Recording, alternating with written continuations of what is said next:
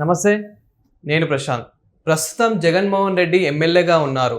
So మరి ఇతన్ని disqualify చేయబోతున్నారా ఏంటి? సో దీని గురించి అయితే మాట్లాడేందుకు ప్రస్తుతం మనతో పాటు సీనియర్ జర్నలిస్ట్ సిఎస్ రావు గారు ఉన్నారు. నమస్తే అండి. నమస్తే. సో ప్రస్తుతం జగన్మోహన్ రెడ్డి ఎమ్మెల్యేగా ఉన్నారు. సో అతన్ని అయితే ఇప్పుడు డిస్క్వాలిఫై చేయబోతున్నారని చెప్పేసి అయితే వినిపిస్తుంది. అసలు ఏంటి సార్? ఇప్పుడు మొదటి నుంచి కూడా జగన్మోహన్ రెడ్డి గారు 2024 ఎన్నికలు అయిపోయిన తర్వాత నుంచి అసెంబ్లీకి వద్దామా వద్దా అనేటువంటి సందిగ్ధంలో పడిపోయారు. సరే, ఎట్టకేలకు ఆయన అసెంబ్లీకి వచ్చి ప్రమాణ స్వీకారం అయితే చేశారు. ఆయన ప్రమాణ స్వీకారానికి రావడానికి ముందే ఒక పెద్ద నాటకం నడిచింది. ఏం నడిచిందంటే, ఆయన ప్రతిపక్ష హోదా ఇవ్వాలని చెప్పి ఆయన ఒక లెటర్ రాశాడు. అసలు ప్రతిపక్ష హోదా ఎలా ఇస్తారు, దానికి రూల్స్ ఏంటి, కౌల్ అండ్ షక్దార్ రూల్ ఏం చెప్పింది, ఇవన్నీ కూడా చర్చకు వచ్చాయి. ప్రమాణ స్వీకారం చేయాలని అంటే కనుక ఆల్ఫాబెటికల్ ఆర్డర్లో ప్రమాణ స్వీకారం చేపిస్తారు.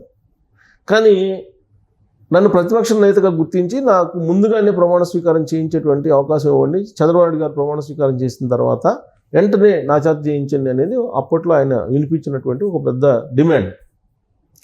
దాని మీద తర్జన భర్జన పడ్డాడు. అప్పుడు ప్రోటీమ్ స్పీకరు వీళ్ళంత వరకు ఎంత గౌరవం ఇవ్వాలో అంత ఇచ్చారు. ఇప్పుడు ఆయన అసెంబ్లీకి రావడానికి, లోపలికి ఎంట్రీ కావడానికి తన వెహికల్కి అనుమతి ఇవ్వడం, తర్వాత చంద్రబాబు నాయుడు గారు, పవన్ కళ్యాణ్ గారు క్యాబినెట్ ప్రమాణ స్వీకారం చేసిన తర్వాత వెంటనే ఆయనకి ఇచ్చాడు. వెంటనే ఇవ్వాల్సిన అవసరం లేదు, ప్రమాణ స్వీకారం చేయడానికి అవకాశం ఆల్ఫాబెటిక్ ఆర్డర్లో ఇవ్వాలి, ఎందుకంటే ప్రతిపక్ష హోదా లేదు కాబట్టి.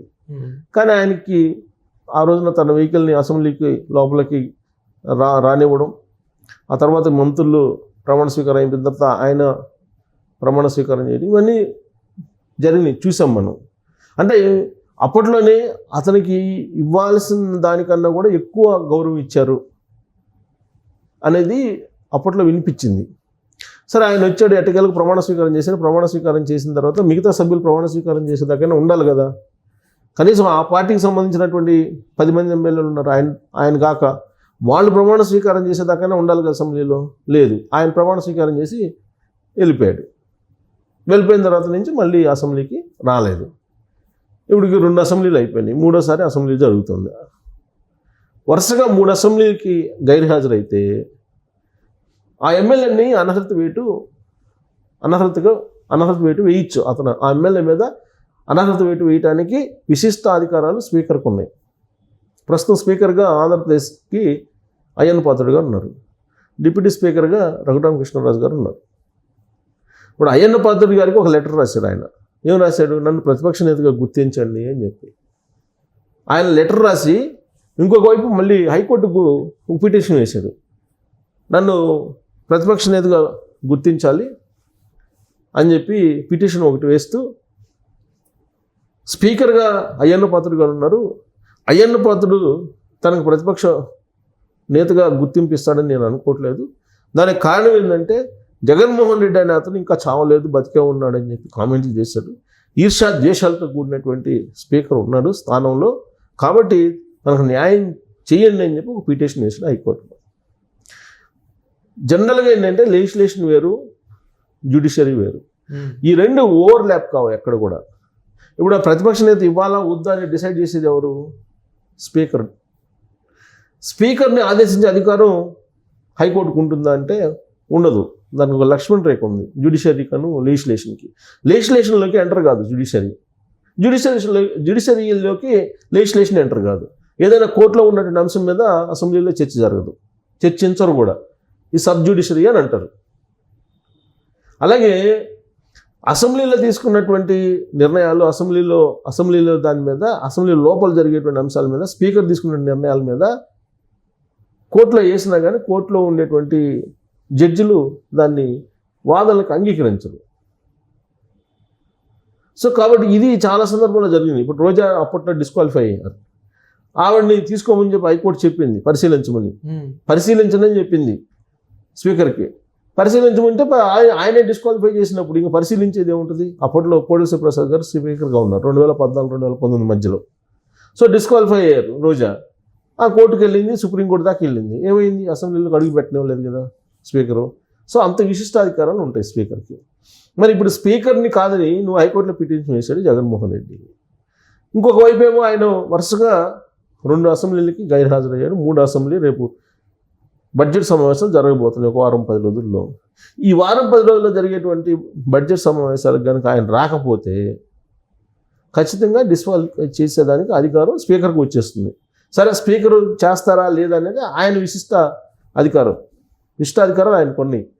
ఆయన చేయాలనుకుంటే అనర్హత వేటు వేయచ్చు ఆయన మీద, జగన్మోహన్ రెడ్డి గారి మీద. కారణం ఏంటంటే వరుసగా 3 అసెంబ్లీలకు హాజరు కాలేదు కాబట్టి. సో ఇప్పుడు రేపు బడ్జెట్ సమావేశాలకు హాజరవుతాడా కాదా అనేది ఒక పెద్ద చర్చ జరుగుతుంది. లండన్ నుంచి బెంగళూరు అయితే వచ్చారు, ఆయన బెంగళూరులో ఉన్నారు. రేపు 5వ తారీఖు ఈ ఫీజులకు సంబంధించినటువంటి అంశం మీద ధర్నా చేయాలని అనుకుంటున్నారు. ఇప్పుడు ఆ ఫీజులకు సంబంధించినటువంటి ధర్నా ఎలా చేస్తాడు? ఆల్రెడీ ఎన్నికల కోడ్ ఉంది. ఓకే, అక్కడేమో ఎమ్మెల్సీ ఎన్నికలకు సంబంధించినటువంటి నోటిఫికేషన్ వెలువడింది. కేంద్ర ఎన్నికల సంఘం ఇచ్చేసింది నోటిఫికేషన్.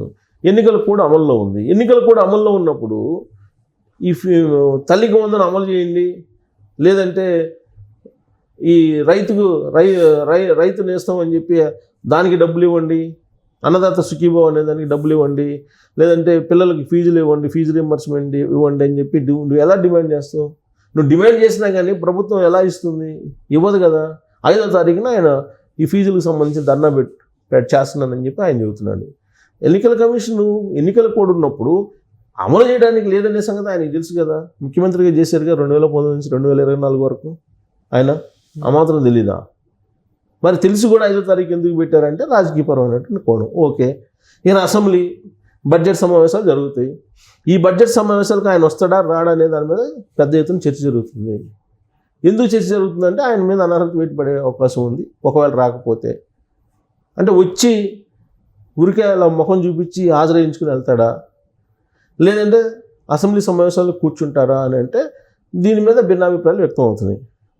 ఈయన ఓడిపోయిన సంగతి ఇప్పుడు అర్థమైంది, ఎందుకు ఓడిపోయాము ఏంటి అనేది అర్థమైపోయింది. కాబట్టి ఇప్పుడు పులివెందుల్లో ఓటర్లు ఓటేసి ఆయన ఎమ్మెల్యే చేశారు.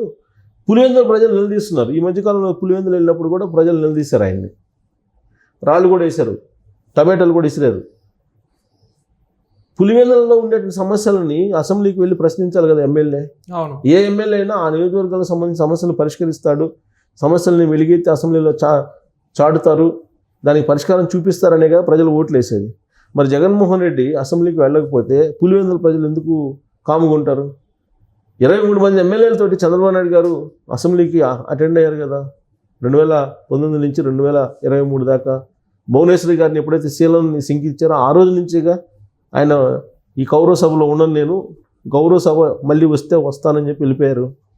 మరి జగన్మోహన్ రెడ్డి గారు 11 మంది ఎమ్మెల్యేలు ఉన్నారు ఆయనతో పాటు. మరి ఆయన ఎందుకు రావట్లేదు అనేది ఇప్పుడు ప్రజలు, ప్రత్యేకించి పులివెందుల నియోజకవర్గంలో ఉండేటువంటి వాళ్ళు, ఎందుకంటే ఎమ్మెల్యే కాబట్టి మేము ఎమ్మెల్యేకి గెలిపించాం కదా, నువ్వు మా సమస్యలు ఎందుకు నువ్వు అక్కడికి పోయి ప్రశ్నించవని చెప్పి అడుగుతున్నారు. ఇలాంటి పరిస్థితుల్లో ఆయన అసెంబ్లీకి వచ్చే అవకాశం ఉంది, వస్తారు ఇక నుంచి అనేది ఒకటి వినిపిస్తుంది. ఒకవేళ వస్తే ఆయనకు మాట్లాడే అవకాశం ఇస్తారంటే ఇస్తారు. ఎప్పుడు ఇస్తారు? అసెంబ్లీ నామ్స్ ప్రకారం ఇస్తారు. ఏ పార్టీకి ఎంతమంది ఎమ్మెల్యేలు ఉన్నారో దానికి అనుగుణంగా టైంని కేటాయిస్తారు.